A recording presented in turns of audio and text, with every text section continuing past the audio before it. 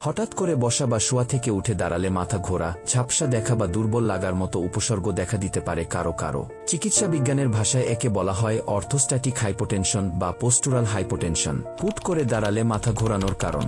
স্বাভাবিক অবস্থায় আমরা যখন শুয়ে বা বসে থাকি তখন অভিকর্ষজ বলের প্রভাবে রক্ত কিছুটা পা ও পেটের দিকে জমা হয়। অনেকক্ষণ একইভাবে থাকার কারণে শরীর এই অবস্থার সঙ্গে নিজেকে মানিয়ে নেয়। এ অবস্থা থেকে উঠে দাঁড়ালে শরীর নিজের স্বাভাবিক প্রক্রিয়া চালু রাখতে তৎক্ষণাৎ কিছু কাজ করে, যাতে রক্তচাপ স্বাভাবিক থাকে। কিন্তু হুট করে দাঁড়ালে রক্ত মাথা ও হৃৎপিণ্ড থেকে খানিকক্ষণের জন্য নিচের দিকে চলে আসে। ফলে মস্তিষ্ক ও হৃৎপিণ্ডে হুট করে রক্তের অভাব দেখা দেয়। আর হৃৎপিণ্ড ও মস্তিষ্কের মতো জায়গায় যখন রক্ত চলাচলের অভাব দেখা দেয় তখনই রক্তচাপ পড়ে গিয়ে মাথা ঘোরায়।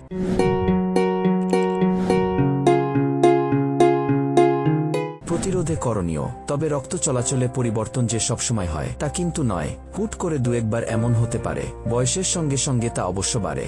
বিশেষ করে ষাটোর্ধ্ব ব্যক্তিদের ক্ষেত্রে এমন ঘটনা বেশ স্বাভাবিক।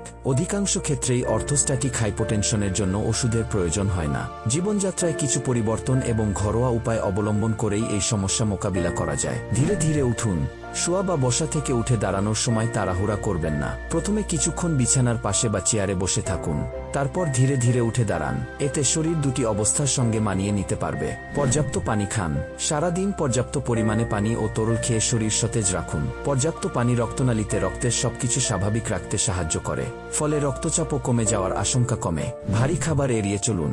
দৈনন্দিন প্রয়োজনে 3 বেলা ভারী খাবার খেতেই হয়, কিন্তু চেষ্টা করুন পেট ভরে না খেয়ে কিছুটা খালি রাখতে। বিশেষ করে বয়স্ক ব্যক্তিদের ক্ষেত্রে হজমের জন্য অন্ত্রে রক্তপ্রবাহ বেড়ে যায়, ফলে শরীরের অন্যান্য অংশে রক্তপ্রবাহ কমে যায়, ফলে খাওয়ার পর উঠে দাঁড়ালেও মাথা ঘোরায়। নিয়মিত ব্যায়াম। প্রতিদিন নিয়ম করে যতটুকু সম্ভব ব্যায়াম করুন। এতে শরীরের রক্ত সঞ্চালন স্বাভাবিক থাকবে, এমনকি এ ধরনের সমস্যাও কমে আসবে।